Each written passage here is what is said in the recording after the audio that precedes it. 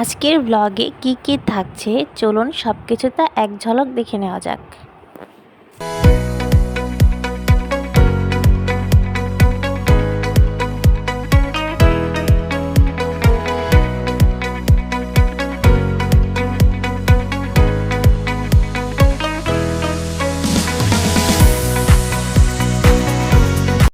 আসসালামু আলাইকুম, সবাই কেমন আছেন? নাজিয়াস মম ব্লগ চ্যানেলে আপনাদের সবাইকে জানাই স্বাগতম।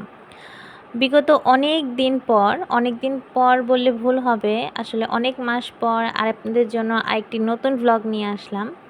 তো আজকের ব্লগটি ক্যাপশন দেখে হয়তো বুঝে গিয়েছেন, আজকের ব্লগটি হচ্ছে আমার মেয়ের জন্মদিন নিয়ে। আমার মেয়ে এবার হচ্ছে 2 বছর পূর্ণ হলো ওর, সবাই ওর জন্য দোয়া করবেন। আর এখন যে দেখতে পাচ্ছেন আমি আসলে রিসেন্টলি কেক বানানো শিখেছি শখের বশে। তো যেহেতু কেক বানানো শিখেছি তো অবশ্যই ইচ্ছা হয়েছে যে মেয়ের জন্মদিনের কেকটা আমিই তৈরি করব। তো এর জন্য এখানে যে কেকের যে প্রসেসগুলো আছে হালকা পাতলা আপনাদের সাথে একটু শেয়ার করছিলাম। তো এখানে হচ্ছে আমি ওর জন্য প্রায় 3 ধরনের কেক তৈরি করছিলাম। আর এখন যে কেকটা তৈরি করছি এটা হচ্ছে চকলেট ফ্লেভারের কেক, যার জন্য এখানে আমি কিছুটা গানাশ তৈরি করে নিয়েছি চকলেট ফ্লেভার কেকটা তৈরি করব এর জন্য। এর মধ্যে আপনাদেরকে জানিয়ে দিই, আসলে আমি কিন্তু অলরেডি কেকের বিজনেস শুরু করে দিয়েছি। সবাই আমার জন্য দোয়া করবেন যেন আমি এই কেকের বিজনেসটায় সফলতা অর্জন করতে পারি।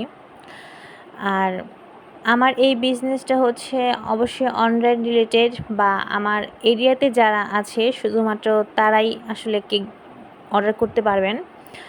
আমি আসলে সাভারের মধ্যেই হচ্ছে কেকটা ডেলিভারি দিয়ে থাকি। আসলে কেক তো খুবই সেন্সিটিভ জিনিস, সব জায়গায় ডেলিভারি দেওয়া সম্ভব না। তো আমি যেহেতু সাভার এরিয়ার মধ্যেই থাকি, এই জন্য সাভারের যে কোনো জায়গায় আর কি আমি কেকটা ডেলিভারি করে থাকি। আশা করি সবাই আমার জন্য দোয়া করবেন। তো এখন হচ্ছে আমি কিছু না 1 মগ মিল্ক সিরাপ তৈরি করে নিয়েছিলাম, কারণ যেহেতু আমি বেশ পরিমাণে বা অনেকগুলি কেক তৈরি করব এর জন্য বেশি করে তৈরি করেছিলাম। আর দেখতেই পাচ্ছেন আমার মেয়ে নাজিয়া, ও কেক বানানো শুরু করলে দেখতে আসে বা আমাকে একটু ডিস্টার্ব করবে, এটাই ওর কাজ। দেখতেই পাচ্ছেন ও কিন্তু অলরেডি আমাকে ডিস্টার্ব করা শুরু করে দিয়েছে। আসলে ডিস্টার্ব করলেও কিছু করার নেই, ছোট মানুষ, ওরও হয়তো একটু আগ্রহ জাগে যে আমি কি করছি দেখার জন্য। এই তো সব কিছু নিয়ে আলহামদুলিল্লাহ আমরা ভালো আছি। আর যে আমার ব্লগটি দেখবেন অবশ্যই জানাবেন আপনারা সবাই কেমন আছেন, কারণ আমি কিন্তু আসলে অনেক দিন পর আপনাদের জন্য এই একটা ব্লগ নিয়ে এসেছি। আর যদিও কিন্তু এই ব্লগটা করেছে হচ্ছে ফেব্রুয়ারি মাসে, কারণ আমার মেয়ের জন্মদিন ছিল ফেব্রুয়ারি মাসে।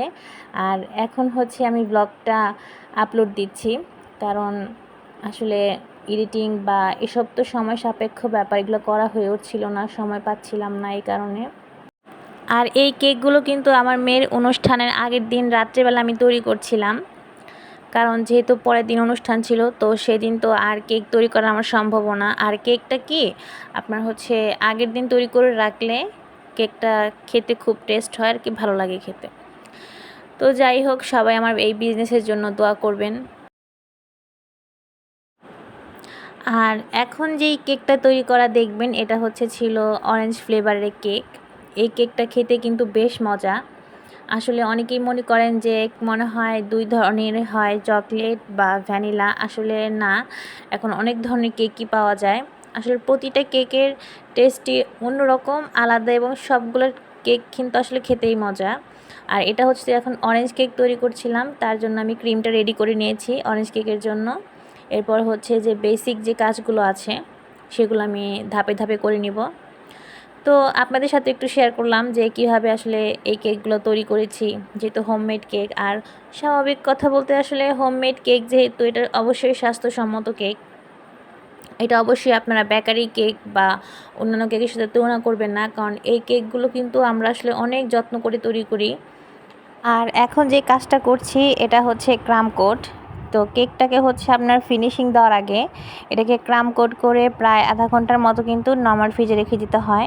তাছাড়া কিন্তু আপনার যে কেকের যে ফিনিশিং বা ডিজাইন কোনো কিছু সুন্দর হবে না। তো সেটাই আমি করছিলাম, কারণ এটা করে হচ্ছে আমি ফ্রিজিং করে রেখে দিব।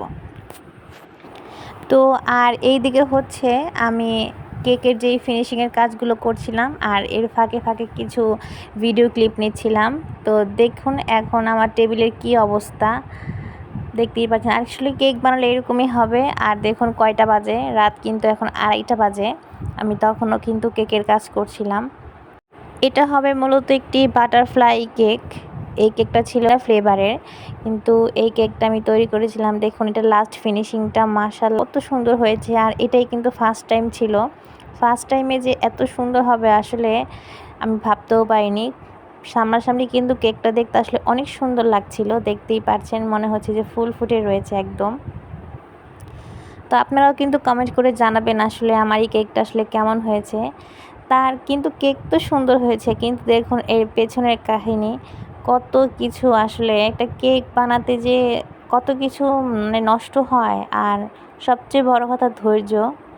আর এখন দেখুন 3:30 বাজে। তো 3:30 বাজে হচ্ছে আমার এই কেকের কাজটা শেষ হয়েছে, দেখতেই পারছেন। অবশ্যই আপনারা কমেন্ট করে জানাবেন যে এটা দেখতে কেমন হয়েছে। আর এখন যে দেখতে পাচ্ছেন এটা হচ্ছে পরের দিন। আসলে যেহেতু রাত্রেবেলা আমি সারা রাত কেক বানাইছি, আর পরের দিন ছিল হচ্ছে ওর অনুষ্ঠান। তো এখানে হচ্ছে রান্না করা হচ্ছিল। আর এই পাশে হচ্ছে আমার মা চাচিরা যে স্যালাড ছিল সেটা কাটাকাটি করছিল। তো অবশ্যই আশেপাশের পরিবেশগুলো একটু ইগনোর করবেন, যেহেতু ঘরোয়া পরিবেশ বা ঘরোয়াভাবে আসলে এরকমই। আর এখানে হচ্ছে ডেকোরেশন করা হচ্ছিল বেলুন দিয়ে রুমগুলাকে। তো এখানে হচ্ছে আমার চাচাতো বোন আর আমি আসলে সাজাচ্ছিলাম, যা পারছিলাম সাজাচ্ছিলাম। এই যে আমাদের বার্থডে গার্ল, তার হচ্ছে প্রিয় কোকোমেলন থিম কেক। তো সেই অরেঞ্জ কেকটাকে হচ্ছে আমি ফিনিশিং দিয়ে কোকোমেলন থিম কেকটা তৈরি করেছি।